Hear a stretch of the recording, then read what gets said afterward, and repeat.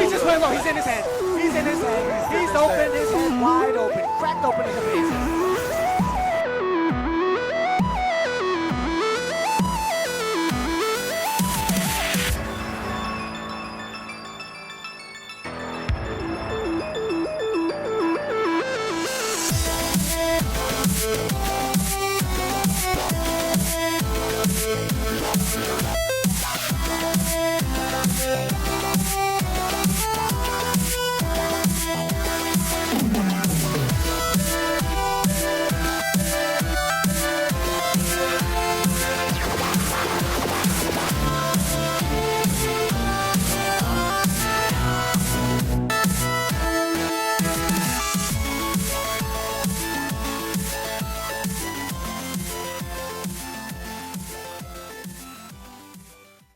What's going on, guys? It's Mario Mentos 100 back again with another episode of How's My Team. We've got a lot to talk about. Obviously, we've got the Titans women's team up against the Dragons to try and extend that club record winning streak to 6 games.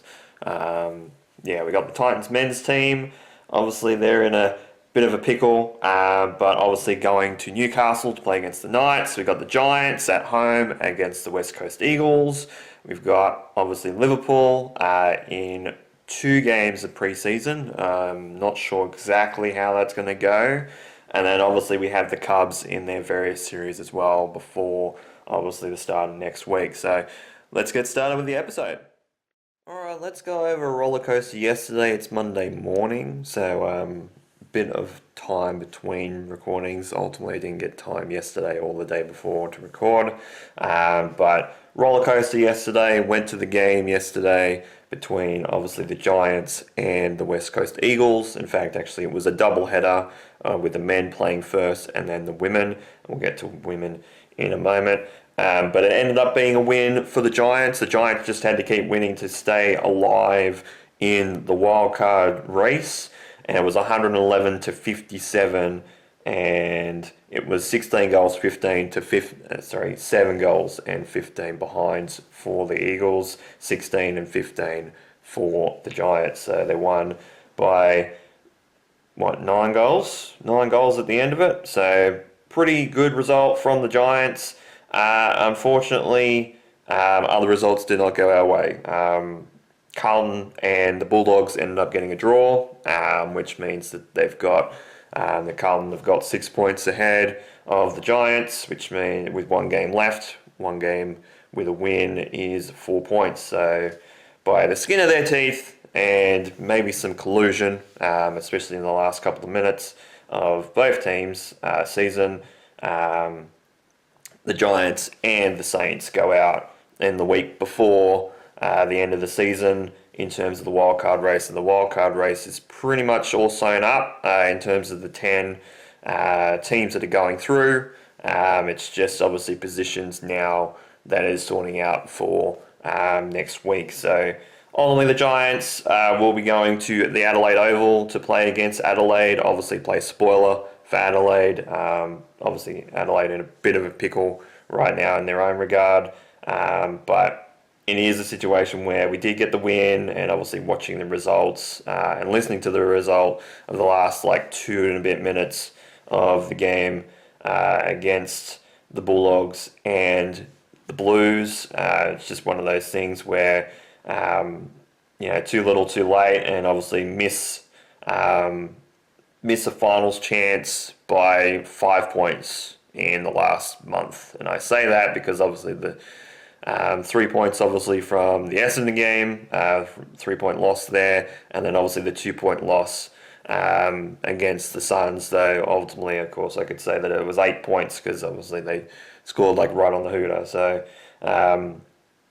is what it is. We did get a big percentage booster. We got 2.5% off of the game yesterday, so 54-point win kind of helped in that regard. But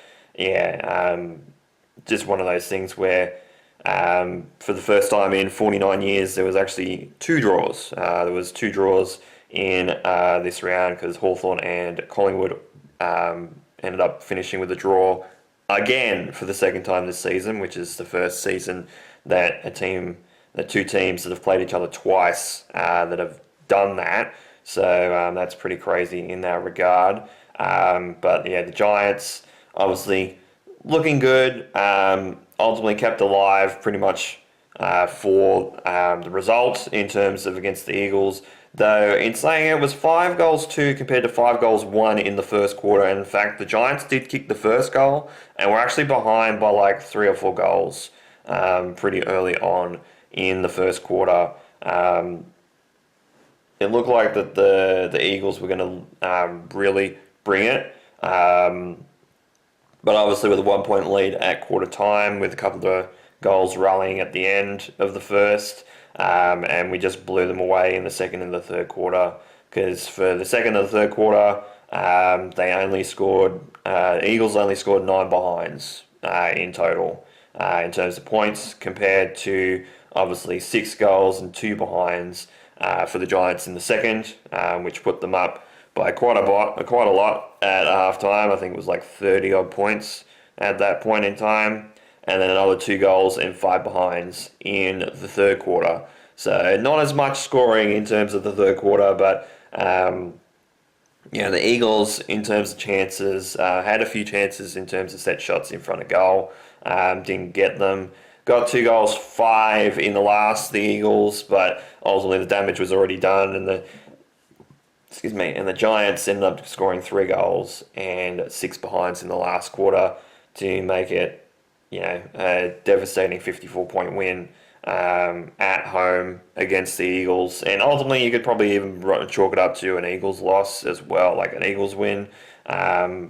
Late, obviously, earlier in the season with the Giants going down in the West. It's one of those things where, it is what it is, but we just didn't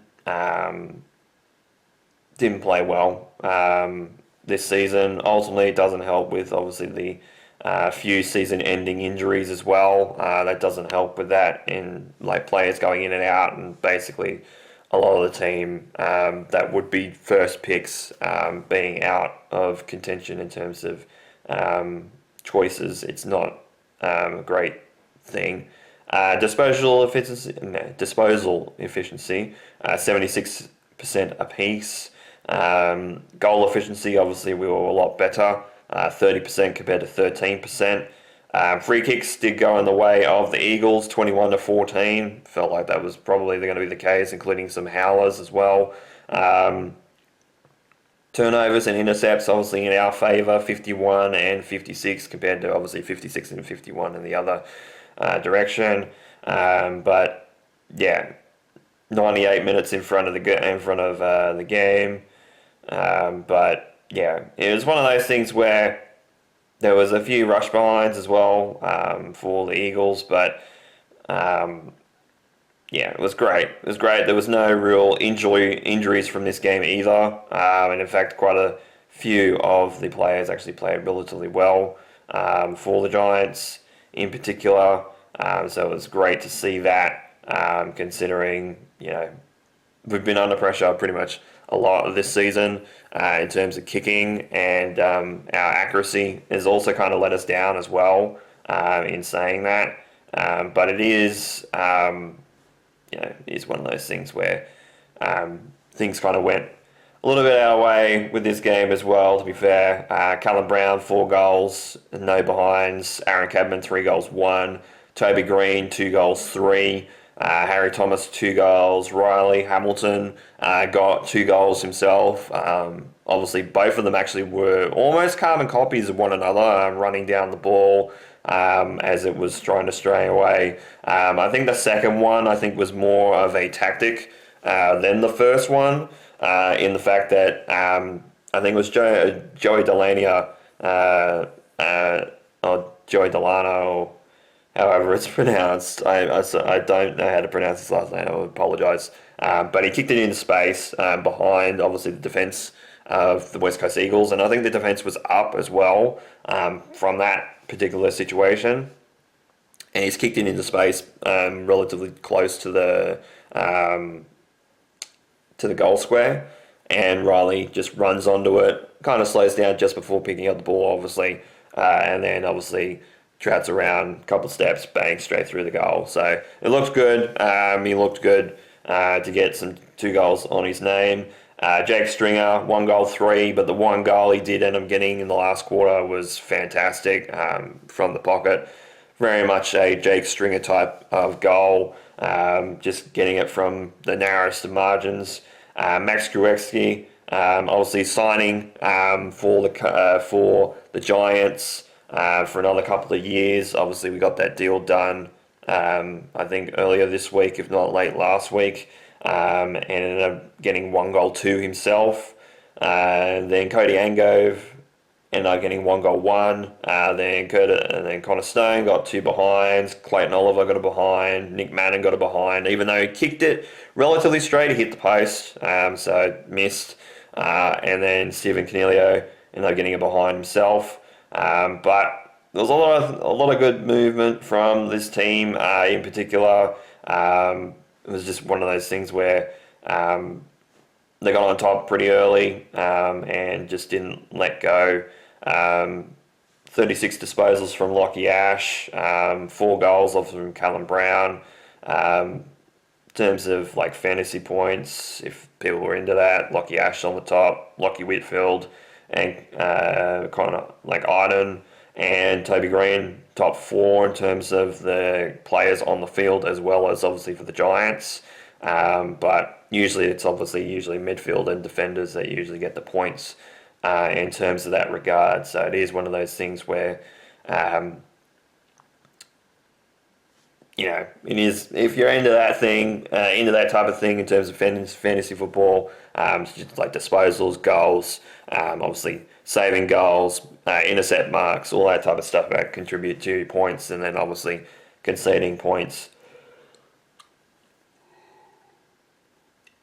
Should say conceding scores will obviously affect you as well. But yeah, it's one of those things where the Giants gave themselves probably a good amount of opportunities over the weekend to get into the wild card, but we still sit in 12th because St Kilda did end up winning against Richmond pretty handily. But again, we're just going to miss, and it's going to be a situation where obviously the top 10 right now is Fremantle on 76. Sydney rounded out the minor premiership last week, and obviously definitely did it this week with a win. Then Sydney Swans in 2nd. Brisbane now in 3rd position, obviously with that draw to Hawthorn. The percentage from Brisbane from the Q Clash win over the Suns pushes them into 3rd, which pushes Hawthorn to 4th. Melbourne also on 60 points and not too far behind in terms of percentage. It's 6.2, but there's you could still get a decent amount in terms of that. They've got the Hawks have thankfully got the Eagles, and Melbourne have got the Bulldogs. So it is one of those things where they could get in. Geelong, obviously, despite winning obviously against North Melbourne, are on 56 points, so they're basically right out of it. They would have to have Brisbane, Hawthorn and Melbourne all lose in front of them to get into that top 4 spot, or at least Hawthorn and Melbourne in terms of their percentage. They do play Richmond, and I hope to God that Richmond do put out a good performance against the Cats, because that would be hilarious to see. Adelaide in 7th with 56 as well, just out by percentage. Obviously played the Giants at home, so ultimately they could try and get out of the top 6. Get into the top 6 and out of that wildcard spot. It'd be interesting to see, because ultimately Geelong would need to, if they do end up winning, they would have to lose. They would have to win by a close margin, and the Adelaide Crows would have to trounce the Giants in many regards. Collingwood moved to 52 points in 8th position. Western Bulldogs in 9th with 50, and then obviously Carlton on 46 in 10th. And obviously a little bit of collusion there, and it feels like there's a bit of collusion, especially considering how the game went towards the end of that particular game. It just feels like things went completely against St Kilda, and the Giants are like, yeah, no, we don't want to play either of them. And it's funny because it's the Western Bulldogs again, and I guess it's payback for quite a few years ago when we were obviously in 8th and they were in 9th, and we were swinging for both. Both teams were swinging in the last round for 8th position, and obviously the Giants ended up winning and getting in by the skin of their teeth, whereas obviously the Bulldogs ended up not making it. I guess it's payback for that, but at the same time, the Western Bulldogs are very much swinging in, and they're just trundling into the playoffs, the finals, and into the wild card round. And ultimately could be a bad situation for them because if they do lose against Melbourne and Carlton end up winning, they'll drop into 10th and will possibly play either Geelong or the Adelaide Crows, possibly against Collingwood as well.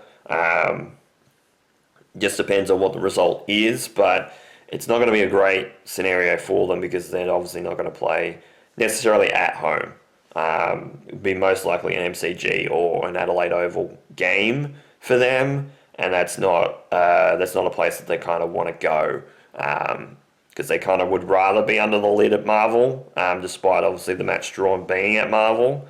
But here's what it is.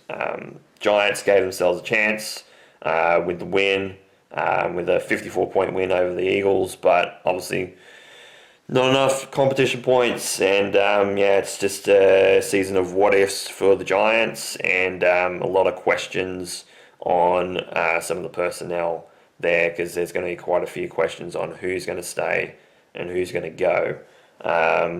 We'll add, obviously, to the end of this, the women in particular. Ultimately, the Giants, it was a doubleheader at home, so it was... both games were obviously against the Eagles, and the Giants women actually ended up getting an upset win. A lot of bookmakers and stuff like that, and most of the competition would have said that West Coast would have beaten the Giants in this game. Obviously, if you're taking last season's form into it, obviously West Coast made it into the finals last year, and the Giants ended up finishing second last in their season last year. Ended up with a 12-point win, 8-6 to 6 goals, 54 to 42. Great win from the Giants in particular. Ultimately, 2 goals for West Coast, 2 goals 1 for the Giants at the end of the first quarter, including one that was call a goal that actually ended up getting called and being reviewed for a behind. They were holding the ball in the middle for quite some time, and we're thinking, what the hell's going on? And I'm like, maybe they're actually looking at this, because I swore it was touched, and it ended up being touched, it ended up being called touched. Then the Giants ended up scoring 1 goal 2 in the second quarter compared to 1 behind, which obviously put them up at halftime. Despite being behind by 3 points at the end of quarter time, they ended up being in front by 4 points. I think it ended up being at the end of the first half. Then they kicked 3 goals 2 in the third quarter compared to 1 goal and 1 behind for West Coast, and then 2 goals 1 for the Giants compared to 3 goals for West Coast. So West Coast did end up getting 3 goals in a row, I think, after the start of the fourth quarter. And then the Giants just kind of pile on some points as well. First time they've actually won at ENGIE Stadium. Obviously, haven't been there for a while. Obviously, the last time they played there and got a win. So the actual article says, by defeating West Coast, the Giants conquered a long-standing hoodoo, securing its first ever AFLW win at ENGIE Stadium, having not played at the venue in over 3 years and holding a winless record there since a 2020 semi-final loss to Melbourne, which again, it was Melbourne, that's not really a surprise. The Giants finally broke through on home turf. So a great start of the season, and with the Giants women, they're into the top 8. They're in 8th right now after the start of one round. Why is it 2025? Go to the 2026 season, please. Thank you. So in the AFLW, it's North Melbourne on top, which again, that's not really a surprise. Western Bulldogs second, Brisbane third, Port Adelaide in fourth. Got a win over Fremantle. That was pretty crazy. Didn't expect that. Carlton in fifth, Richmond in sixth with a win, Melbourne in seventh, Giants in eighth, obviously, in terms of percentage. And then obviously the other team that did end up winning over the weekend was the Sydney Swans in ninth position. But obviously thanks to Essendon for that assist, they end up getting into a situation where they didn't lose by a lot. Oh, actually, sorry, Adelaide Crows. So actually the Swans did beat the Adelaide Crows, which again was another upset as well, but ended up not winning by as much. I think they only won by 9 points compared to 12 points for the Giants. So percentage is a little bit better for the Giants. That's why they sneak into the 8. So finish the season now. But it is what it is. Obviously the Giants men's team obviously in 12th position going into the last round against Adelaide. And the women end up playing Melbourne in Melbourne next week. So not ideal. It's 7th versus 8th, but again, Melbourne are a really, really good team. And in fact, obviously it's Melbourne, then Port Adelaide in Canberra. So that's our next home game. And then obviously the Brisbane Lions. So that is a crazy bad month, the first month. In terms of positions now, because it's obviously 7th, 4th, 3rd. And then it's the Sydney Derby after that at Henson Park. So, yeah, pretty crazy month before we play against the Tigers, Collingwood, Essendon, the Cats, the Hawks, the Blues, and then finishing off with the Suns in the Expansion Cup down the bottom. So, at the end of the 12 rounds. So, yeah, not ideal in terms of the Giants season. That's difficult in terms of the women, but hopefully they can get a couple of wins out of that, try and push themselves into a better position, obviously, than second last, but also trying to push for a final spot if they can as well, because that would be great for them. I think that would be really, really, really cool, and hopefully it is much better season for the women than it is for the men. Because despite, obviously, a 54-point win over the Eagles, they do end up going out of the wildcard race with a draw between Carlton and the Western Bulldogs. Yeah, come on. Question.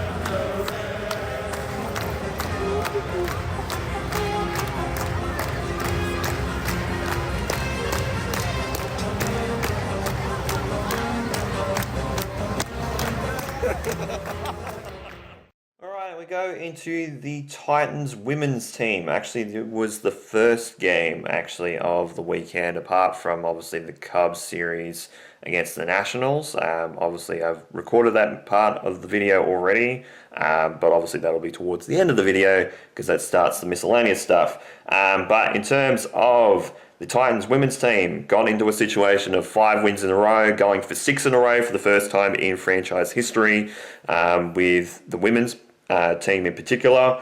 And it ended up being 6 wins in a row at home, 26 points to 10 against the Dragons. And ultimately, the Dragons actually played relatively okay. I will say that they gave us a run for the money. I think at halftime, I think it was 14-10, if memory serves me right. 14-4, sorry, did say that. Though we did have a try that was disallowed right on the hooter at 35 minutes. So right before halftime from Jamie Chapman. I'm not sure what happened with that. It might be a knock-on or something like that, or an escort.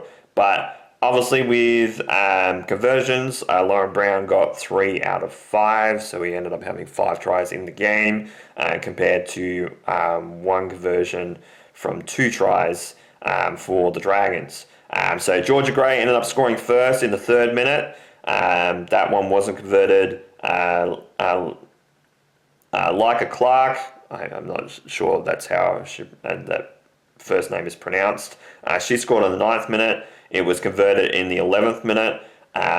Then Phoenix Rain Hippie scored another try on the 14th minute, and it was not converted, so it was missed again. There was a penalty goal shot for the Titans that actually did miss as well. I'm not sure when that was, but the Dragons ended up scoring, obviously, in the 28th minute, Maria Paseka, and she didn't actually convert her own try. Then after halftime, obviously 14-4 at halftime, Ruby Jean Kennard Ellis scored in the 40th minute, was converted by Maria Paseka, which made it 14-10, and that made it a little bit interesting. Obviously, was a bit nervous for the Titans, obviously going into a game, into a grind against the Warriors, obviously, not last week, but the week before. It is that situation where it's like, okay, there's a lot of momentum kind of going for the Dragons at the start of the second half. Then Tegan Levi ended up scoring the 54th minute, which was converted, and then Ivania Sako ended up scoring basically the game winner in the 62nd minute and was converted in the 64th, which ended up with the ending score of 26 points to 10 for the Titans women. So 6 in a row for the Titans women's team. And actually with that, we actually do move up the table. Yes, we move up the table. Obviously it was the top of the table clash between the Roosters and the Broncos. And the Broncos ended up losing again. So with that, obviously the Sydney Roosters are on top with 14 points.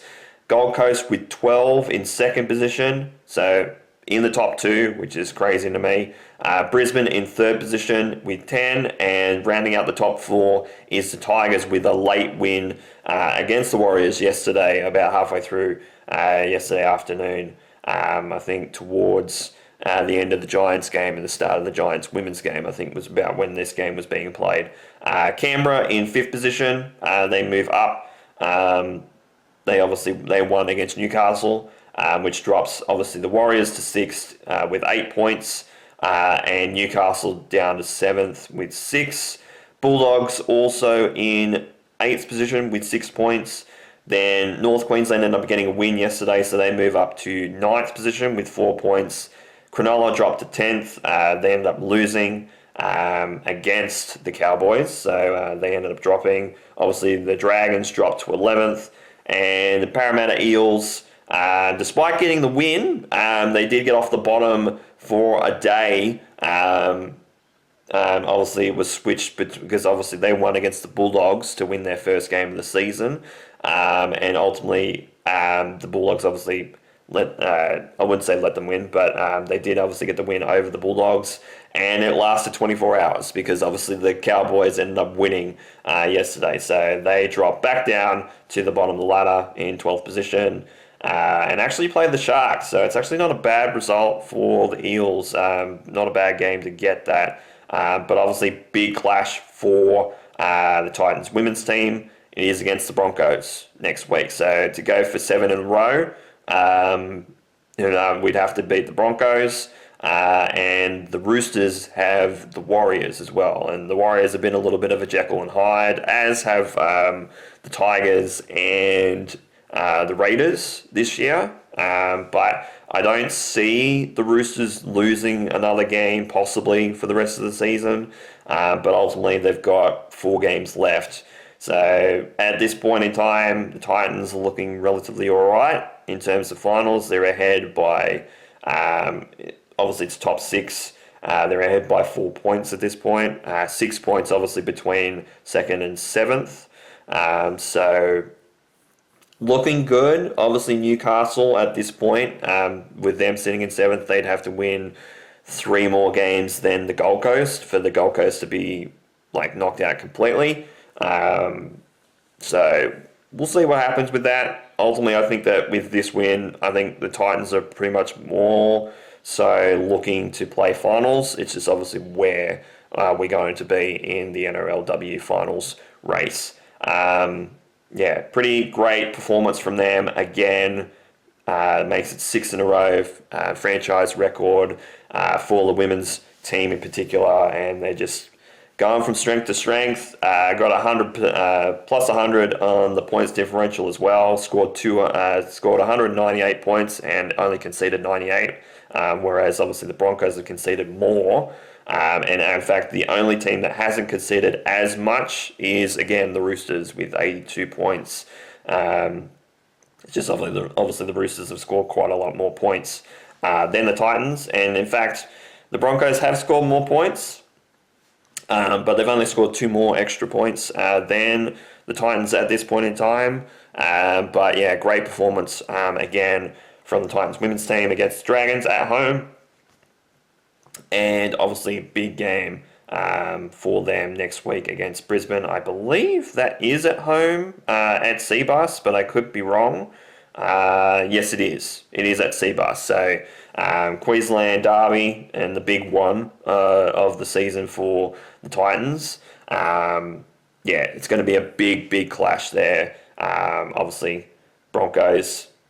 It's not going to be an easy run, but hopefully the Titans women's team can get behind everything, get behind some momentum, take the 6 wins in a row that they've already got, take that momentum going into the game, and never letting up, never surrendering, go through, and obviously try and win that game against Brisbane to put them 4 points clear, obviously, of Brisbane at least by the end of next week. That would be lovely. So 26 points to 10 for the Titans women's team over the Dragons, and 6 in a row for the women's team, a club record for the women's competition. As for the Titans men's team, obviously the last away game for the season for the Titans men's team, obviously Newcastle against the Knights, so it was the earlier game on the Sunday. This started around about, I think, the second quarter of the Giants game when I was at, obviously, ENGIE Stadium.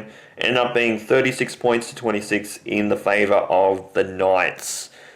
So again, the Knights did end up getting the win over the Titans, though there was at least one try that was disallowed from the Titans in particular in the first half. At the start of the second half, Jojo Fafita went over, and it was called a knock-on in the 42nd minute.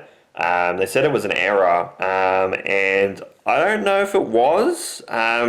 From what I've read and what I'd seen on video, it looks like Kalen Ponga knocks it on initially when the ball's going over there. Then obviously knocked back on the second attempt to try and have a situation of making a play so Jojo doesn't actually score. And then it hits Jojo's elbow on the way through, and they deem that to be a knock-on. I don't know if that part of the body is qualified for a knock-on. I don't know. I don't know if that's what the rule is. It's like, your whole forearm and until your elbow is all a play, because obviously you can ground the ball with your elbow. I don't know if it's why it's been called a knock-on. But obviously that was a try that was taken from us very early in the second half. So that was something that kind of would have given us a little bit of momentum. We would have got back because it ended up being 16 points to 10 at half time. So it would have actually got us back pretty much in the game at level field pretty late in the piece, but it was like very early in the second half. So the momentum kind of would have went in our favour. It did go in the favour of Newcastle as well in the second half, as it was in the first half, with Dane Gagai scoring in the 4th minute, which was converted. In fact, the conversions for the game, 4 conversions out of 7 for Sandon Smith. So it was 7 tries in the game for Newcastle compared to 3 goals from 5 attempts from Jaden Campbell. Obviously 5 tries for the Titans, which obviously makes the difference in terms of the 10 points there. But Dane Gagai ended up scoring, which was converted. Greg Marju ended up scoring in the 7th minute as well, obviously ex-Titans player. So pretty much the same one wing, and then I will say with that Marjorie try, I did like the play on that. They did actually move it infield off the dummy half play, and then when it kind of broke down, they kind of actually did a Harbour Bridge pass, like a rainbow pass over the top of a player, and switched the play, going from left to right to left. So instead, it started from going from the dummy half from left to right, obviously passing to the right side, and then with the Harbour Bridge pass, it went to the left side, and obviously Marshall went over in the wing in near towards the sideline on the left side. So I did actually appreciate that play a lot. That was really great play from Newcastle. I can't really take the try off them from that because it was pretty well played. And then Dane Gagai ended up scoring again, scored a brace in the 17th minute, which was converted. Obviously, the Greg Marshall try was missed. Then Bo Firma ended up getting a try himself, which was fantastic. Again, getting over the strip, considering his season's been a little bit all over the place this year. Obviously was converted by Jaden Campbell. Then Jaden Campbell scored himself in the 36th minute towards the left sideline, which kind of put him in a situation where that was where he missed from, which made it obviously 16 points to 10 at halftime. Then after halftime, obviously, it was the JoJo knock on. And I don't know. You search up the footage yourself, see if it is a knock on or not. But I feel like it isn't. But if the rule is that the elbow is included, it probably is. Because obviously, if you can plant the ball, I'd imagine if you touch the ball with your elbow, if you can plant it and it is a try with the elbow, I guess with touching it with the elbow would count as a knock on. But that's, I don't know if that's the rule or not. I'm not sure. But Fletcher Hunt ended up scoring the 48th minute, which the conversion was missed on that one. Then Curtis Moran ended up scoring the 56th minute. The conversion was also missed on that. So it ended up being obviously 20 points to 14 after that. And then Fletcher Sharp ended up scoring in the 60th minute, which was converted by Sandon Smith. Then Craig Marshall scored a brace in the 69th minute with his second try, which was missed in terms of conversion. And then the backbreaker was Fletcher Sharp going over again in the 74th minute with conversion from Sandon Smith, which made it 36 points to 20. 36 to 14 late in the game. Let me scroll back. About 5 minutes left in the game left. So pretty early in the 74th minute. So you only had like 5 or 6 minutes left in the game at that point in time. And we hit 2 tries in the space of about a minute and a half. Bo Firma ended up getting a brace himself. He got a double in the 77th minute, which was converted. And Lachlan Ilias also went over as well and was converted by Jaden Campbell to make it the final score, which was 36-26. And apparently we didn't play great in terms of stats and that sort of thing. Though in saying that, we did have more possession and a better completion rate in the game. 52% compared to 48% possession and 82% completion rate compared to 79%. So, pretty great performance in terms of stats-wise for the Titans. In fact, the Titans had more ball as well. But again, in saying that, possession obviously was in our favour. 7 line breaks to 5 in the favour of Newcastle.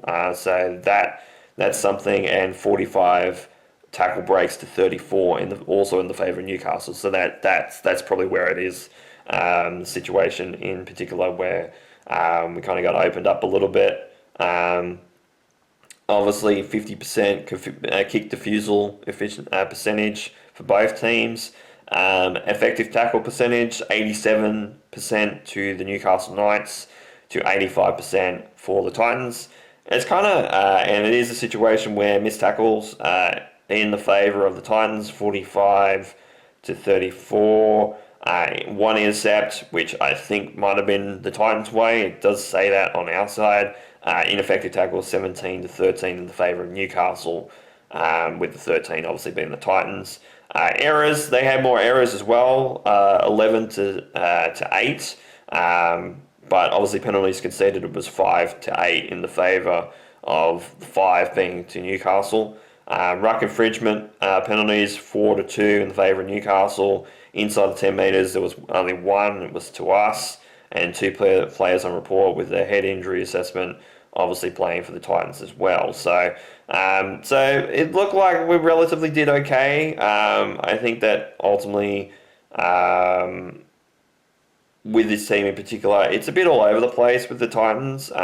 They've played relatively okay, but yeah, it's just one of those things. Ultimately, Philip Sami going into this game actually was 1 try behind Anthony Don's record. He didn't end up scoring, but obviously he kind of wants to get that record just before he leaves to go to the Dragons next season. But obviously with the Titans men's team in particular, it was another loss as well. Though at least it was only a 10-point loss, because it does keep us in 15th position at this point in time. Thankfully, at least with the Broncos, they're a little bit behind us in terms of points right now, because they got trounced again. They lost to the Warriors, and they lost by 34. So, obviously 24-point deficit in the favour of the Titans, obviously with 24 more points. But with that, it was funny because the Dragons also ended up getting a win yesterday as well. They won against the Tigers. So ultimately, in terms of the table, we have a new ladder leader. Obviously, the 2 teams at the top played a top of the table clash on Thursday, and the Sydney Roosters ended up coming out on top 12 to 6. So with that, the Sydney Roosters jumped to the top with 38 points, which drops Penrith, despite obviously their huge points differential, drops them to second position with 36. Warriors got a win, so they also are on 36 points in third position, so 1 win behind obviously the Roosters, and on the same amount of points as Penrith. And ultimately for Penrith, it's Melbourne next week, which is very interesting in that regard. And it's Melbourne in Melbourne, and I think Melbourne is supposed to get players back. They had obviously Cam Munster come back. I think he's planned to come back if he isn't back already. They've got Harry Grant, who's actually come back. Obviously, the last couple of weeks, apparently Jerome Hughes is supposed to be back as well. There's some huge players that have been out for a little while that are coming back for this Melbourne side. So Melbourne in Melbourne, especially for Penrith, is not necessarily going to be a cakewalk, I don't think. Obviously, the odds are in the favour of the Penrith Panthers right now, but it's going to be very interesting to see if Penrith stay in the top 2 or whether they drop out of that. Because if they lose a couple, they could possibly even drop out of the top 4 if other results do not go their way. Because the Dolphins jump into 4th position with 34 points. Cronulla end up losing again, so they still stay on 32 points, but they drop to 5th position. With Newcastle also on 32 points with a win over the Titans in 6th. Then Souths in 7th position with 30. And then rounding out the top 8 is the North Queensland Cowboys with 28 points. Bulldogs in 9th with 26.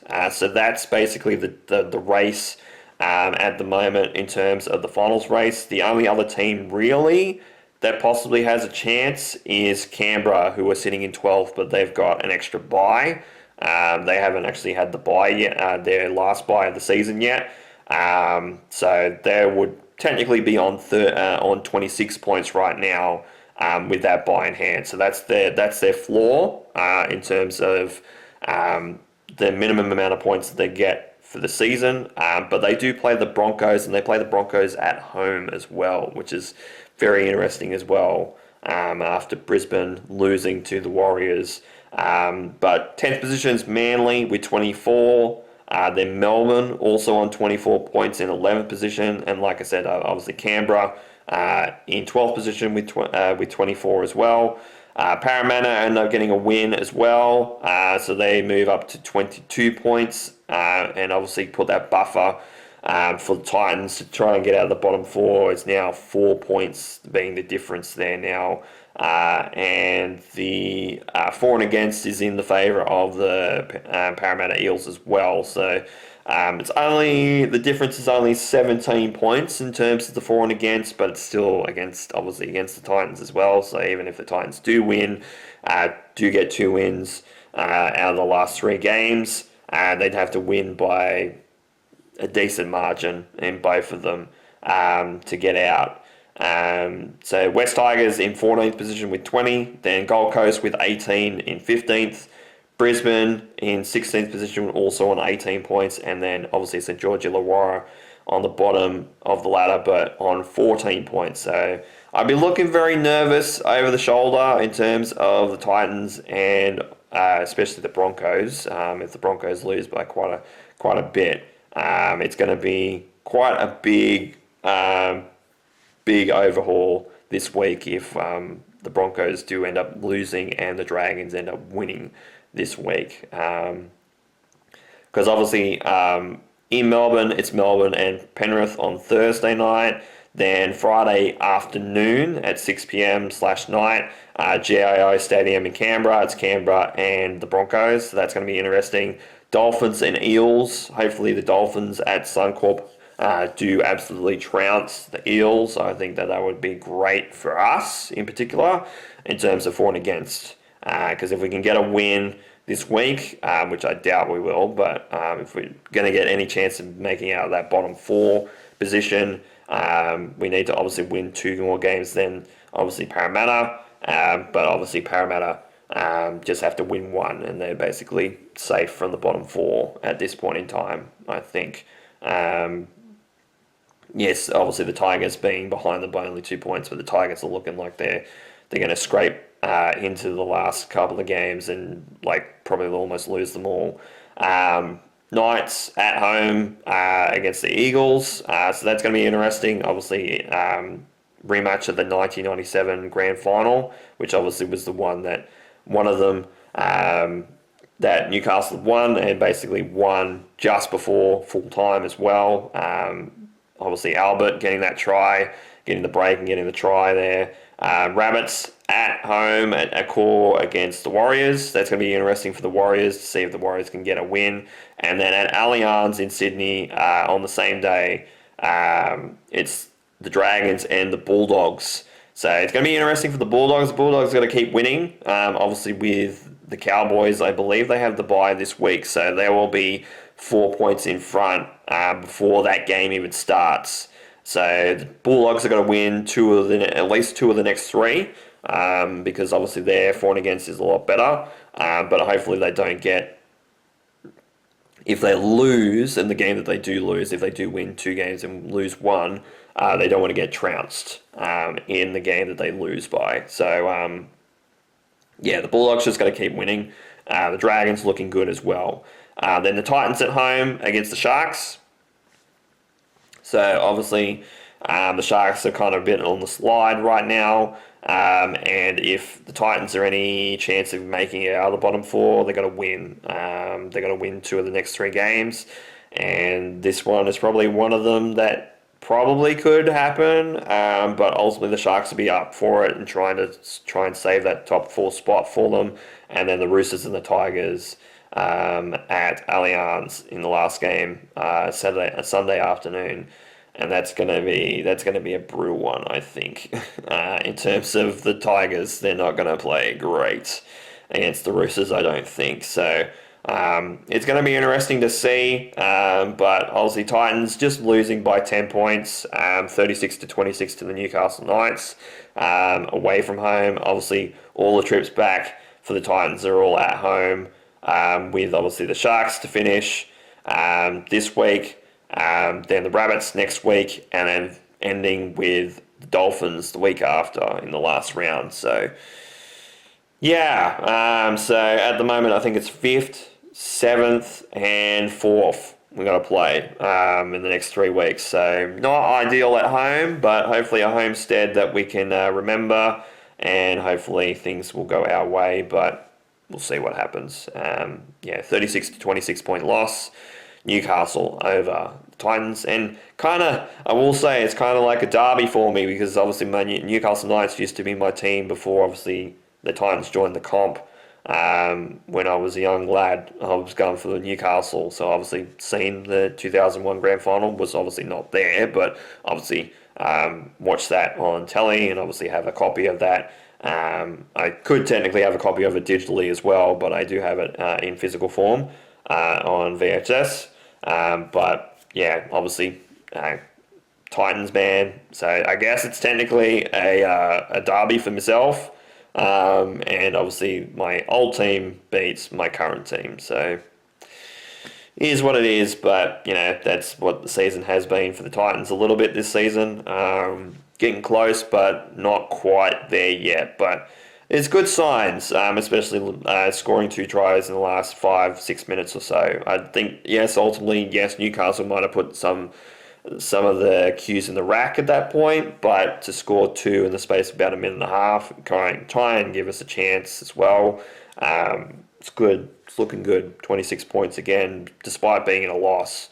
Yes, conceding 36, but scoring 26 as well. When the last couple of weeks we haven't been great, is looking better. So if we can score more points, I feel like we're going to be in a good state of mind, even if it's losses.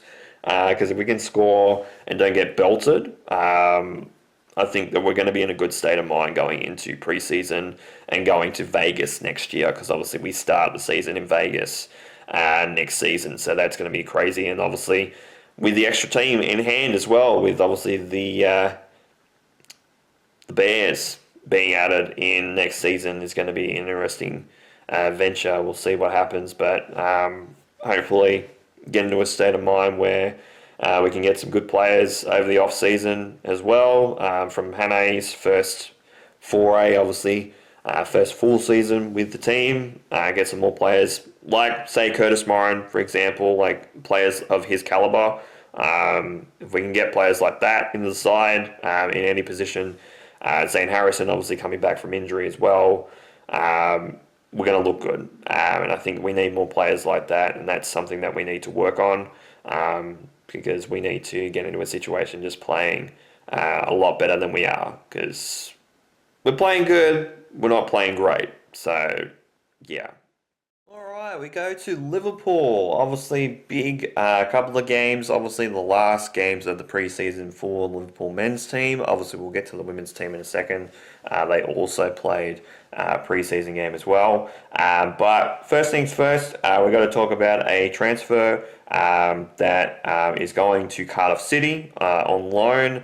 Callum Scanlon from Liverpool, I'm guessing from the Liverpool system and academy. He's going to Cardiff City for loan for the 2026-27 season. So obviously Cardiff City sitting in League One right now. So ultimately with that, obviously well wishes to him. Hopefully he'll get more game time. Then we get into a situation of the Liverpool men's team. So there was 2 games actually from yesterday in particular. One very decently late my time. I think it was like 9:30. I think actually even 8:30 they might have started. It was only a 70-minute game in particular, 35-minute halves. And as I thought it was last week and earlier this week, I thought it was going to be some of the players that obviously are the junior players playing in the first game behind closed doors, and some of the Como players obviously that were on the fringes as well were playing. But what I was surprised by was actually with the fact that Alexis McAllister was in the game. Ultimately, he'd only just come back as well, so I guess that's probably why, just to get him back into preseason, because obviously had a huge run obviously in the World Cup, obviously with Argentina going to the final, so obviously giving him a little bit more of a break in between obviously the World Cup final and obviously playing for Liverpool, because obviously he didn't really have a break towards the end of the Premier League season and then obviously going into the World Cup, so just had to give him a little bit of time off just to chill out a little bit. So he played in that game. Victor Munoz ended up playing in this game in particular as well, and some of the academy players as well as obviously players that are not necessarily in the usual starting side. Ended up being a draw, nil or draw for that game in particular. So it looked good. Ultimately, it was a situation where they looked okay. Position was about 50-50 from the last time I checked, but that was like at half time. So it could have been more. Could have been more from Liverpool, but obviously it was behind closed doors at the training facility at the AXA. So yeah, it is one of those things. We'll say there was a article that also come out in terms of Fenway Sports Group getting into a situation of a minority investment in Liverpool.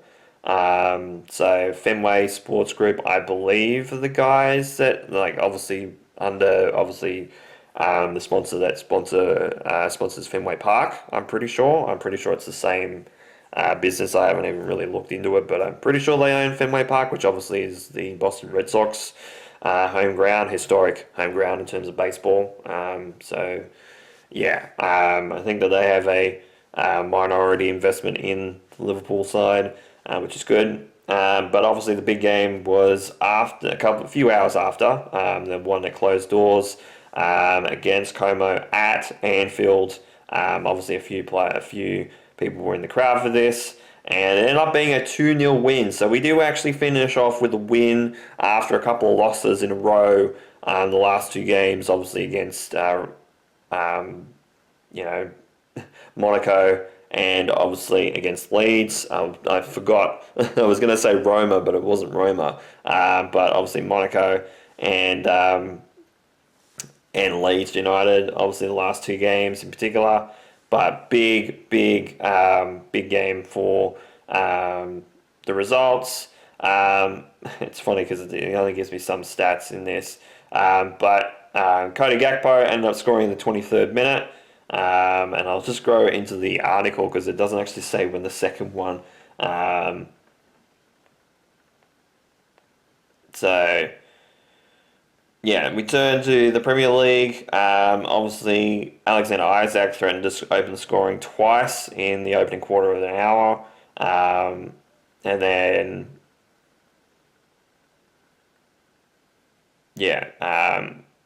Szoboszlai ended up missing as well. But obviously Gakpo ended up getting into the delivering it into the back post, which is great from him. So ultimately there's a couple of saves as well going through to half time, and then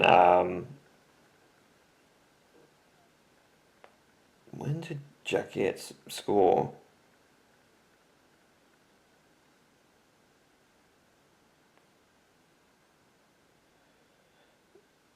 It doesn't say necessarily when it does. I'm guessing barely anybody was there because they didn't actually really. Second goal in the 44th minute, sorry. So it was just a little bit into the second half and then he got subbed off. But yeah, for some reason it was just put in weird. Yeah, it's just 59,800 at the ground for this game in particular, which is great. Great to see considering it's a preseason game. Ultimate possession, 51.9% in Liverpool's favour to 48.1%. Shots on target, 1 apiece for both teams. 3 shots to 2 off target for in the favour of Como.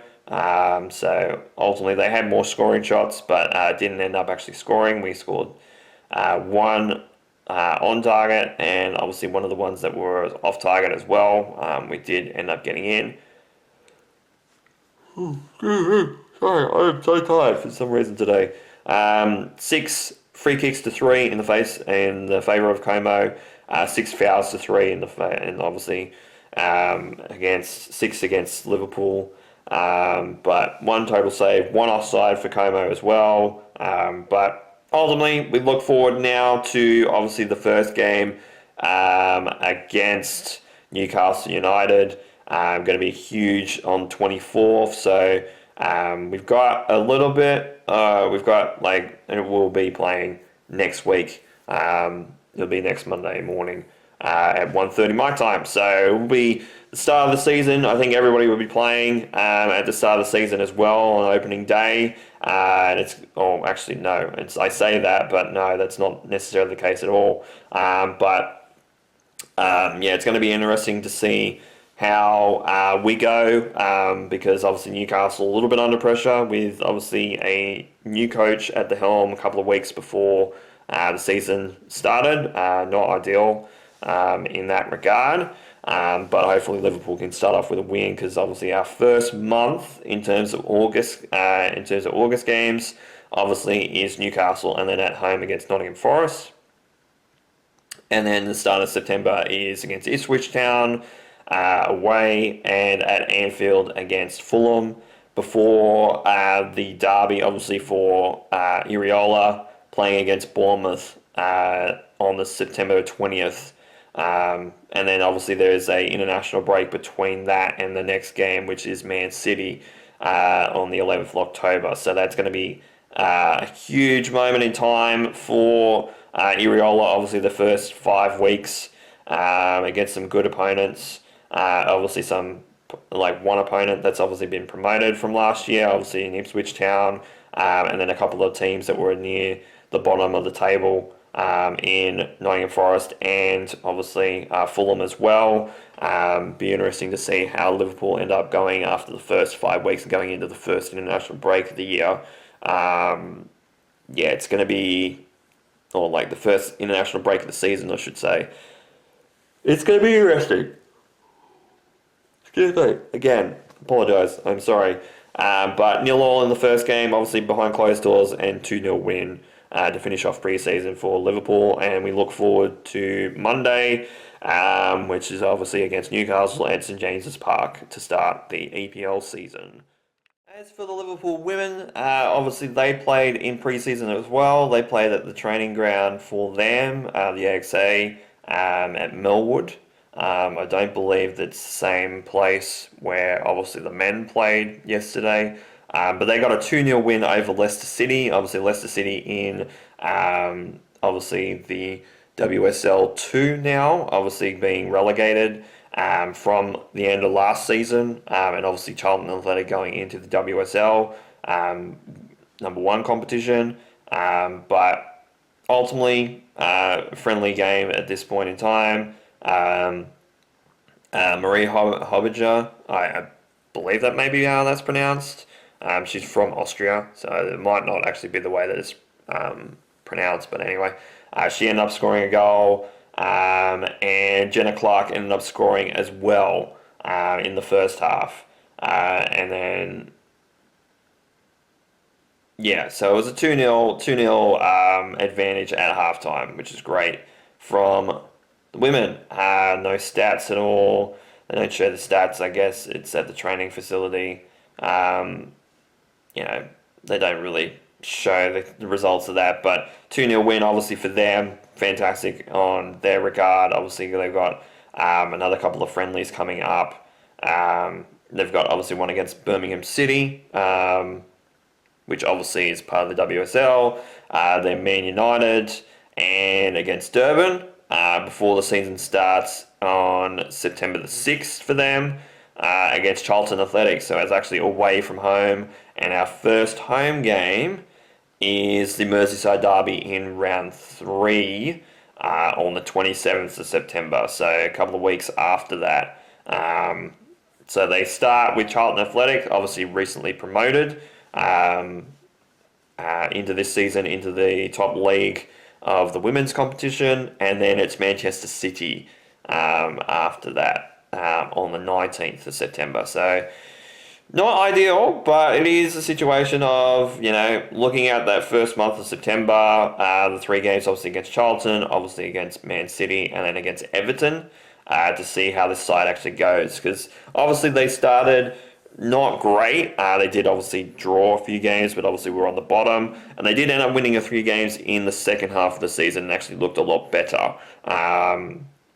In the second half of the season for them. So ultimately, hopefully they can continue the momentum obviously from the second half of the season and carry it straight into this season. to start off good. Hopefully they can just keep on a roll and just kind of move up the ladder. Not necessarily, obviously win the league and anything like that. I would love them to win the league, but I don't think that their side will. With obviously the other signings from Man City, from Chelsea, from Man United, like a lot of the teams at the top. Arsenal as well. It's going to be one of those things where it's going to be hard to crack into that top four. But hopefully it is a situation where Liverpool can just move up the ladder a little bit because they're obviously second, third last year. But obviously jumped up a little bit. So hopefully they can get into a situation of moving up. And yeah, in contention, possibly even in contention for top four. I think that would be great. A great result for this team considering where they were last year. Especially at the start of last year, to say that obviously in 12, 18 months, months time, that they went from the bottom to fighting for the top four at the end of this season in particular for them. It's probably going to be a good result. But if they can fight for the top four, that'd be great. But obviously moving from their position late last season, if we can get into a situation, because obviously we finished in 11th, obviously second last, only just obviously in front by 8 points in terms of between Leicester City and us, but it's still not a great season. Obviously being behind by 2 points against West Ham in 10th and 3 points behind Aston Villa in 9th. So hopefully we can do a little bit better. Obviously still not finish second last, but obviously jump up the table a little bit. I would love it to be obviously in that top four spot. Obviously the top three Champions League for the women's competition in particular, because there's only 12 sides. But if we can fight for a top 6 spot, I think that would be great for this team in particular. I think that in terms of improvement, if we can go from 11th and trying to fight for that spot in like 6th or 5th position, maybe even 4th, I think that we're going to be in good stead of mind. And I think that's what this team should be looking at, trying to get off the bottom of the ladder and obviously not being in that relegation zone. If they can move up a little bit into that table, that's going to be great for them, because I think that ultimately the effort should be there, and if the effort is there, the results will come as well. It's just a matter of when the results will come rather than if it will come, because if they do have a situation of playing well, they will end up moving up. So we'll see what happens with them, but obviously 2-0 win against Leicester City, obviously in a friendly game, friendly pre-season match, and we'll see. There's a couple left to go, and obviously start the season in September proper against Charlton Athletic away from home for the Liverpool women's team. Alright, start miscellaneous stuff, and start with the Cubs against the Nationals, the Washington Nationals, obviously. Obviously used to be called the Montreal Expos. Long time ago. Obviously, winner of the 2016 World Series compared to the winner of the 2019 World Series. So ultimately, 3-game series in Washington. Obviously, earlier this year, Washington got the wool over us in the series at Wrigley Field. I think it was 2-1 in that series in particular. At Wrigley Field in the favour of the Nationals. It was a 2-1 series win for the Cubs in the nation's capital in Washington. So first game was 8-6 in terms of the Cubs, but we didn't start off great. Obviously Shota Imanaga was pitching for this game, and it wasn't a great outing from him. Ultimately it's been one that wasn't his best game. Gave up a 2-run home run in the bottom of the first to CJ Abrams, which scored Brady House as well. Then Nico Horner at the top of the second got out on a sacrifice fly, which scored Alex Bregman to make it 2-1. And then there was a home run in the bottom of the second by Jacob Young to make it 3-1 to Nationals. Then top of the third, PCA ended up hitting a home run, a massive home run as well, hit the facade on the probably I think it was on the upper decker of the seating at the ground at National Park, I think is what it's called. But yeah, it's a big swing. Then top of the fourth, Michael Conforto got out on a sacrifice fly, which scored Ian Hatt, and Nico Horner moved to third base. Then Carson Kelly reached the base on a fielder's choice, and didn't actually get an out. So ended up flipping the game to 4-3 Cubs at that point. Then Seiya Suzuki ended with a double, which scored Carson Kelly. Dansby Swanson ended up moving to third base, make it 5-3 Cubs at the top of the fourth. Top of the fifth inning, Dansby Swanson ended up walking, and obviously, considering it's a run, the bases were loaded at this point. So, made it 6-3 Cubs. Then got a little bit nervous. Dylan Cruz ended up hitting a home run in the bottom of the fifth to make it 6-4 to the Cubs. Then Alex Bregman decided he wanted to go off in the top of the sixth inning with a home run over left field to make it 7-4. Top of the eighth, Seiya Suzuki hit a home run as well, made it 8-4 Cubs. Then the bottom of the eighth, some runs came in. I think this is actually after Shota was actually taken out. Ultimately, the Nationals challenged the trap play and was overturned, so it was a single. Zephyr Jam was in for this inning. Was a single which scored Brady House again, and ultimately the player did not get out at first base. So it was 8-5, and then a single was scored, which scored Harry Ford, made it 8-6, the final score for this game in particular. So big games from PCA and big game from Seiya Suzuki as well. And then the second game was 12-6 in the favour of the Cubs. Really went off. Decent outing from David Peterson again. Yes, he did get hit for 3 runs. No home runs, thankfully, but 6 strikeouts in the game as well. Actually, no, I am looking at the wrong tab. Peterson, 6 strikeouts anyway, and 4 runs come in from him. So actually a pretty good outing. Though, again, didn't really start out great. Again, because bottom of the second, they scored a single, which scored Harry Ford, which made it 1-0 to the Nationals. We didn't actually get up scoring until the top of the fifth inning, so went quite a bit. So over half the game, and we ended up scoring 12 runs in that. That is crazy on how hot the bats were over the last few weeks. PCA hit a double, which scored Pedro Ramirez. Dansby ended up moving to third base. Then Alex Bregman come in, hit a home run, hit a 3-run home run, scored Dansby, scored PCO, scored himself, made it 4-1 Cubs at the top of the fifth. Bottom of the fifth, Harry Ford comes in doubles, and Brady House scores to make it 4-2. And then they single as well, which scores 2. Moves Jacob Young to third to tie it up at 4. Top of the sixth inning, so literally the next inning over, Dansby hits a double, which scores Ian Happ. Pedro Ramirez moves to third base, makes it 5-4 Cubs. Seiya Suzuki hits a single, which scores 2, scores both Pedro and Dansby, make it 7-4 Cubs. Then Alex Bregman went off again, 2-run home run this time to left field to make it 9-4 Cubs. Then bottom of the sixth, Ortiz ended up hitting a home run. I'm not even going to attempt his first name. So he hit a homer to right field, which made it 9-5 in the favour of the Cubs. Then top of the eighth, Dansby Swanson got on the homer train, hit a home run to centre field, made it 10-5.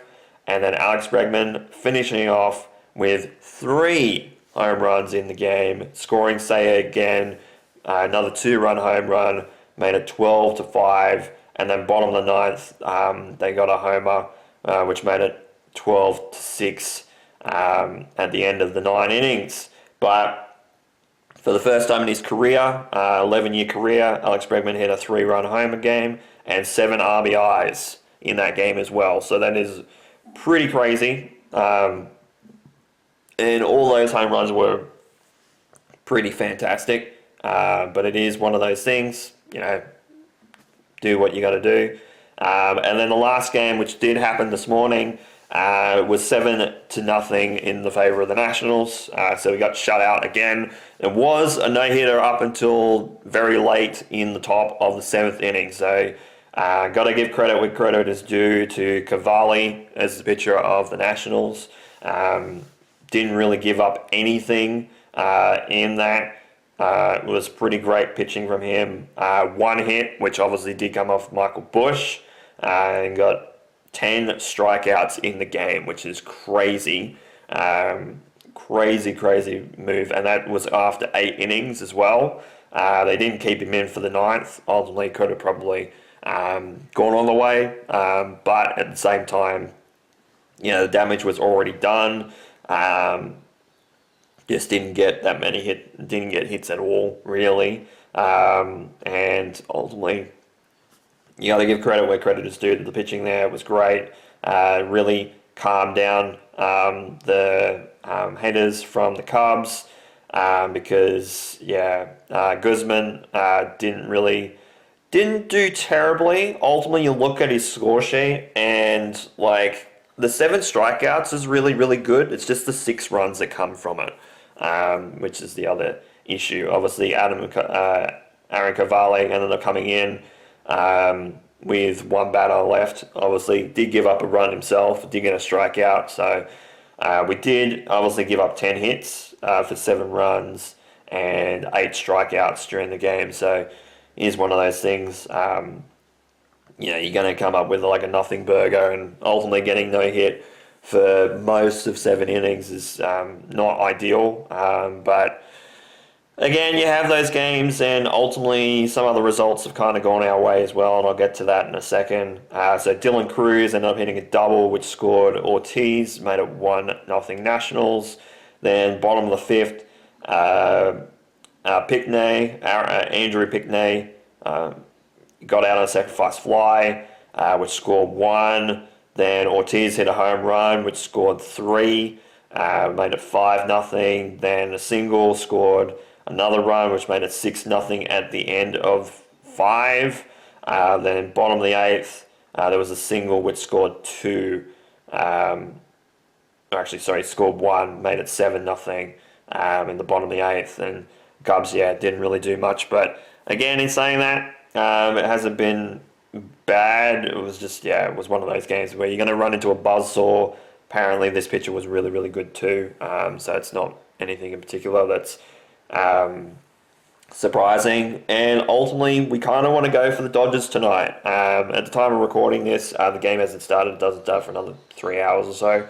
But Milwaukee ended up losing 3 games straight. They've lost 3 games. They got swept by the Padres. So we're now actually, with the loss today, we're 3.5 games out. If the Dodgers end up winning today, we'll move back to 3 games out of the division. So very, very important, the fact that Milwaukee did get swept and we actually ended up winning 2 games. We moved back in the division race. Ultimately could be 1 if we get into a situation where obviously the Dodgers don't pick up the win today. But here's what it is. Field of Dreams match is also on between the Phillies and Twins. It hasn't started yet. It's just a warm-up right now. I think it doesn't start until 9:30 my time. So it's 12:10 is the start time at the moment for the Brewers and the Dodgers. But the Brewers got swept. Just one of those things, obviously. But hopefully the Dodgers can come away with a win. Obviously it is it at?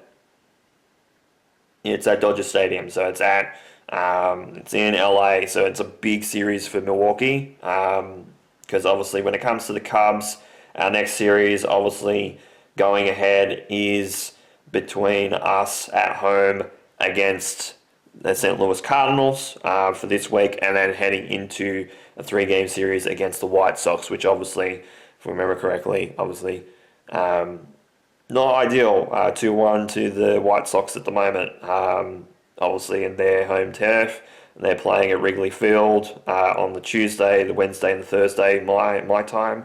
So we'll see what happens with that. But it's going to be a big homestead of two series. One, obviously, that's very crucial in the division because obviously we're still behind in. Well, actually, I think we actually might be ahead in the St. Louis season series. So I think we're pretty close. So ultimately, it's the last series between us and St. Louis, so one of the old enemies in the division.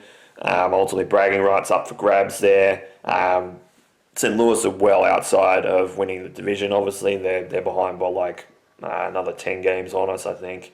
They're 13 games behind, so they're like 19 games behind us at the moment in the division. But ultimately for them, they just want to move into a situation of moving for a wild card spot. And then obviously the White Sox are doing relatively well in the American League. Because the St. Louis Cardinals, they're out 2.5 games at the moment in terms of the wild card race. So they're in ninth spot at the moment, and the White Sox are second in the American League right now, and just hanging ahead of the Houston Astros, who are on 62 and 60 themselves. So they're sitting in a situation where the Central's sitting in the middle of the American League right now, but obviously their division in particular, if I scroll down to the White Sox, Detroit's behind them by 2.5 games and Minnesota Twins behind by 3, with the Cleveland Guardians being behind by 4 games in the division. So all of it's relatively close. So any losses they'll get in the division and any wins that the Detroit Tigers, any of the other teams behind them do get. Also the Royals, obviously 14 games out, so they're pretty much out of the division entirely. But any games they can get back, obviously it's going to be huge for them, for the other teams in particular against the White Sox if the Cubs do get over them. But obviously we'll talk about that next week. Obviously we'll talk about the game series against St. Louis coming up. But yeah, 71-51 at the moment. 2-1 series win over the Nationals. And obviously Alex Bregman getting a little bit hot, especially with PCA keeping up with his MVP type year so far this year, with Alex Bregman kind of putting on a heater a little bit, and getting some hits in, getting some base hits, and also obviously some home runs as well. It's going to help this team a lot. We just need everybody to fire relatively around the same time, because if we can and we get that in the postseason, we can go a decent way to winning quite a few games in the postseason if that is the case. So yeah, not bad. 2-1 series win over the Nationals for the Cubs. Alright, and more miscellaneous stuff, and the last thing that we need to talk about, obviously we have the table breakdown. Obviously Giants in 12th, we have obviously the Titans men's team in 15th position, obviously second for the Titans women's team, which is fantastic. We got to go into the Cubs. Obviously last series against St. Louis for the season, obviously was ahead in the season series only just by a game. And it ended up being a 2-1 series loss at home at Wrigley Field, which means that yes, the St. Louis Cardinals just squeaked by with the season win, with one extra win on their docket, with 2-1 being the result there. Thankfully not a sweep, but again, in saying that, it's pretty average performance from the Cubs. Though it ended up being the bats kind of got a little bit cold in this series, and it kind of shakes me a little bit because I'm like, we don't want to get into a slump now considering the division race, which we'll get into in a second. But the first match, the first game of the 3 ended up being a win for the Cubs. So that means, yes, they lost the last 2. And ultimately, Clay Holmes ended up pitching in the start of this game after obviously his not great performance in the last game in particular that he pitched in. Played really well in this one, with St. Louis only getting 3 hits but no runs on the board, and the Cubs getting 6 hits but actually only getting 3 runs. And in terms of scoring, there's only one thing to notably go by. It was Seiya Suzuki hitting a home run, a 3-run home run in the bottom of the 6th inning, his 21st of the year, scoring Tyrone Taylor and Dansby Swanson in to make it 3-0, and that was it. That was the only score from that at all. In terms of the Cardinals, they got 6 strikeouts from their starting pitcher in Liberatore, but ended up obviously giving up the 3 runs. Obviously the two base runners, obviously, and then obviously the third run being conceded by Soriano for the Cardinals. As for the Cubs, Holmes ended up getting 1 hit on him, but 3 strikeouts. And then Rollerson just pitched the rest of the inning. Obviously 6 2/3 innings for Clay Holmes. Obviously that hit might have been the last pitch that he might have been at. And then Zevershan did get hit for 1. Got 1 hit against him, I should say, but obviously got a strikeout on his own. And then Jacob Webb ended up getting a hit as well on him, but 1 strikeout to make it 6 strikeouts from 9 innings for the Cubs. So great result in terms of the first game in particular, and ultimately the Brewers obviously were playing the Dodgers, and I'll get to that series in a second. Second game wasn't ideal. It was 8 runs to 4 in the second game, and Matthew Boyd did not pitch well at all in this game. It's one of his worst performances of the year. 5 hits, 7 runs, 4 of them being home runs as well. So 5 1/3 innings. And then obviously Colin Rea at the end gave up a run as well in the 8th inning, if memory serves me right. But yeah, not great from the Cubs in the second game. Top of the first, they ended up scoring a single from a ground out. Grounded into a force out. Was 2 outs, but obviously the guy Weatherall got home at home plate, so he ended up scoring and make it 1-0. And then Joshua Baez, debutant for the Cardinals in this game in particular, and in his first game hit a home run, a 2-run home run to make it 3-0 at the end of 1 inning. And then Michael Conforto in the bottom of the second hit a home run, which ended up scoring 3 as well, with Nico Horner and Pedro Ramirez scoring as well. 10th of the year, 3-run home run made it all square at 3 at the bottom of the second. Top of the 4th, Joshua Baez comes in again and hits another home run, which makes it 4-3 for St. Louis. And then at the top of the 6th, he hits another one. So yes, on debut, he hits 3 home runs, 2 of them being multi-run home runs as well, because he got another score in the top of the 6th, which make it 6-3 to the St. Louis Cardinals. And then Blaze Jordan hit a home run as well to make it 7-3 at the end of the top of the 6th. Top of the 8th, another homer come through, which made it 8-3. Obviously was off Colin Rea as well. And then Alex Bregman grounded into a double play, but it did score Seiya Suzuki to make it 8-4 with 2 outs obviously in that inning. Obviously we didn't get any more runs than that. And yeah, pretty average performance again from Matthew Boyd. Probably one of his worst performances all year. Colin Rea giving up another home run as well, especially even in relief. Not great from him in particular. And in terms of the pitching for St. Louis, they did pretty well as well. And then the last game, which was this morning, was a clunker. It was 11-4. And Edward Cabrera come back into the side today and yeah, gave up basically a nothing burger at all. 3 2/3 innings. Yes, 3 2/3 innings. 6 hits, 7 runs, 1 of them being a home run.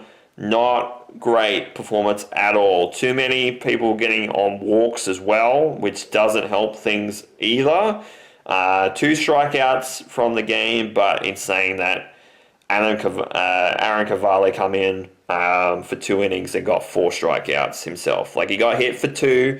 I got 2 hits on him, but he got 4 strikeouts. So he doubled the amount of strikeouts in less than half the innings that he pitched, that Edward Cabrera ended up pitching. Not not a great performance from him. Rollerson did get 2 runs on him as well, one of them being a home run as well, but ultimately the damage was already done by Edward Cabrera, to be honest.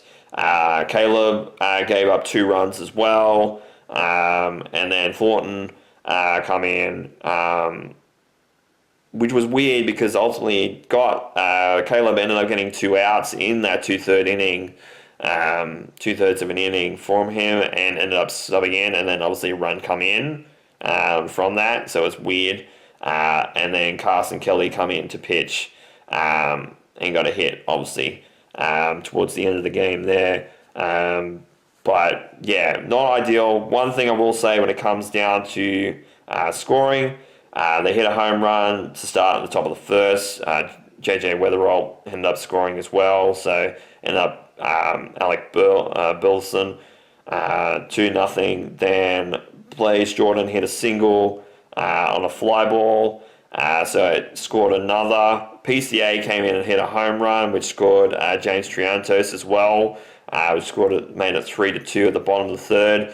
We'll say James Triantos ended up coming into the side because Dansby Swanson ended up getting a left, it looks like to be a left oblique strain, or at least an injury. So he will be on IL tomorrow, is what the diagnosis is, but we'll obviously have to have a look at it before tomorrow's game. Obviously at Wrigley Field, they'll know the extent of what's going on with him tomorrow. So not a great result from that. Obviously Triantos come in, obviously got a hit, and got obviously in to score. Then Miguel Amaya got a result pitch that was challenged. The call was confirmed. It was a walk, which obviously the bases were loaded. Scored another run, made it 4-2. Then Herrera ended up getting out on a sacrifice fly, which scored another one. Made it 5-2. Make it 2 outs as well. So yeah, 2 outs. Let's keep that in mind. 2 outs, and it was 5-2. Then Burleson come in, hit a single, which scored 2, made it 7-2. So 2 runs after the 2 outs, and then a home run, which scored another 2. Again, 2 outs, and made it 9-2 at the top of the 4th. So ultimately, that's when obviously that 7-2 was when Rollerson come in and obviously got hit for a home run off Jordan Walker, which scored Burleson as well. But let's keep it in mind, 2 outs, and there was 4 runs off it. So ultimately, Edward Cabrera couldn't get into a situation of rounding it out before more damage was done. And it's just, it was crap from him. Probably shouldn't have put him in. Ultimately, probably we put in a situation of dropping, optioning Javier Assad in AAA. Probably should have been the other way. Edward was not looking great in this game at all. And realistically, I think he might only have like 1 or 2 games left at this point if he continues down this road. It's not going to be great for him. Then Jordan Walker hit a double in the top of the 8th, which scored another 2, which made it 11-2. And then Tyrone Taylor ended up going out on a sacrifice fly, which scored Seiya Suzuki, made it 11-3 at the bottom of the 8th. And then the bottom of the 9th, Miguel Amaya ended up hitting a home run, which made it 11-4. A concession run as well for that, and not a great performance. That means, that means that the season series goes to the Cardinals, and it also makes it a little bit worse. Left side discomfort is what we're saying right now, but obviously we don't know what the extent of the injury is. Probably oblique, because it was off a strike off the bat.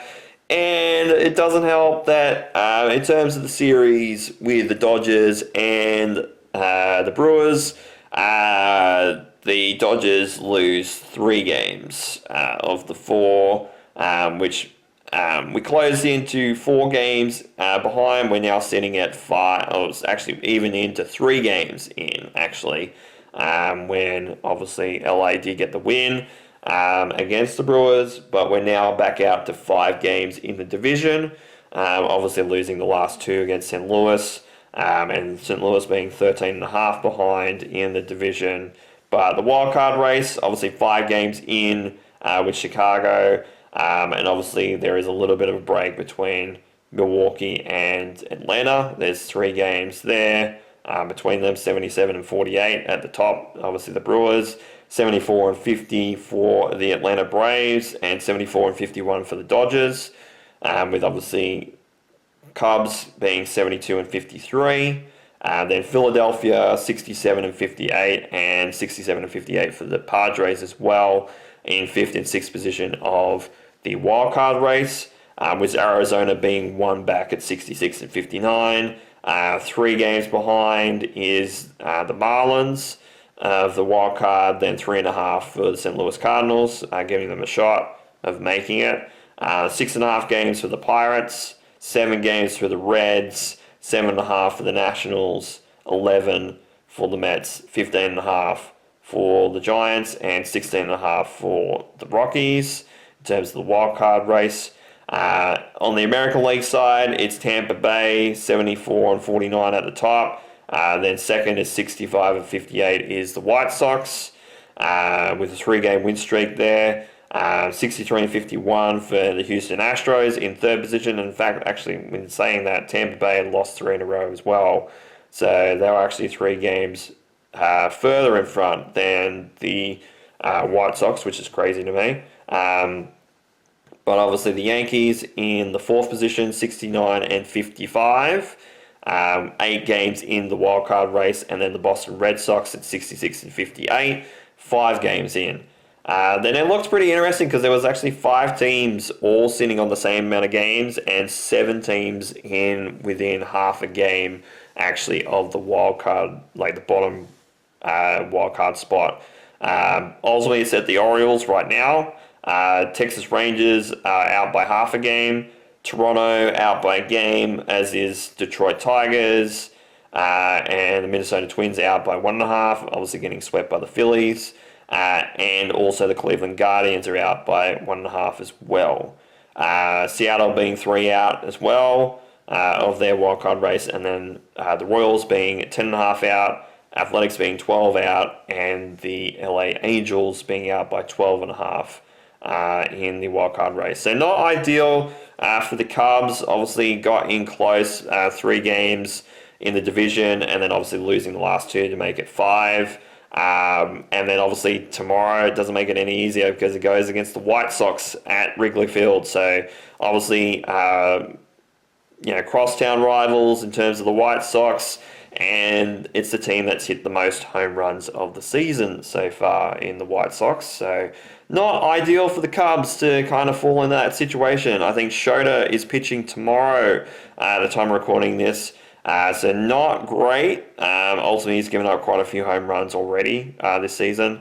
Guzman comes in the 2nd game. And then the 3rd game, it's Clay Holmes comes in to pitch for the 3rd game. We don't know who the pitchers are for the 2nd and the 3rd games of the White Sox, but obviously the 1st game, it's Castillo. So hopefully we get into a situation of winning that 1st game against the White Sox. It kind of puts a little bit more pressure on them to win, because obviously we're down 2-1 in the season series so far, obviously losing that last game in pretty dramatic fashion, and then obviously having a day break in the 21st of August, and then obviously going to Seattle to play against the Mariners, and then 3 games against Arizona in Arizona against the Diamondbacks before the break on the 28th, and then we go home to play Cincinnati, and then Milwaukee, and then Miami away and Milwaukee away. So ultimately it's going into that September block after that break on the 28th, but we'll obviously talk about that when we talk about that. But obviously, White Sox first, 3-game series there, and then obviously the day break in between that and the series against Seattle, in Seattle, before heading over to the desert of Arizona to play against the Diamondbacks. So, yeah, ultimately, again, 72-53, not a bad record, but ultimately you need to put pressure in the division against Milwaukee before we head into that 4-game series at Wrigley Field against them, and then obviously later in the next week, the 3-game series obviously against them, and in Milwaukee to finish the season off between the two. And at that point in time, you'd think that the division will be found out in those last 7 games. Because if the Cubs end up hitting the majority, getting the majority of the wins, it's going to be like really, really, really close. If Milwaukee end up getting a sweep in either of the 2 series, you'd think that they've done enough to win the division at this point in time. So, not ideal from the Cubs. 2-1 series loss at home against St. Louis. Obviously, St. Louis being ahead by 1 game in the season series. Is what it is. Not much I could say about it, but hopefully the slump of losses is not a trend that continues for this Cubs team, because they need to play a lot better than this. Ultimately getting 8 runs in the last two games, and then obviously getting 3 runs in the first game. So ultimately getting 11 runs in the 3 games compared to 19 in 2 games for St. Louis, because obviously they got shut out in the first game. So is what it is for the Cubs, but hopefully Dansby Swanson's injury is not too bad. It could be an oblique injury. If it is, he's out for the rest of the season with that regard. Pedro Ramirez will end up being in second base a lot more than James Triantos, but James will also be fielding there as well if needed. So it's gonna be interesting to see what happens with the Cubs. But with all that said, thank you guys so much for watching this episode of How's My Team. Hopefully it's not as long as the last couple of weeks, but have rambled a couple of times, so it might be within that hour and a half range, maybe a little bit longer than an hour and a half. But lots to talk about, obviously, with a couple of weeks left in obviously the NRL season, a few weeks left in the NRLW season. And then obviously the AFL, in terms of the Giants men's team, will finish next week, with the women obviously just starting this week, just gone for another 12 rounds. So we'll see what happens with that, and then obviously with the Cubs season as well, before obviously Liverpool starting in the EPL, and then obviously in October the A-League starting up again. So we'll see what happens, but it's going to be a long ride through the rest of the season for the NRL, the AFL, and then obviously moving into obviously NRL coverage as well. NFL will be in October, so that'll be pretty crazy, September and October, in terms of everything hitting the wall. But with all that said, thank you guys so much for watching this episode of How's My Team. This has been my Man 100. You guys have a great night, and of course, take care.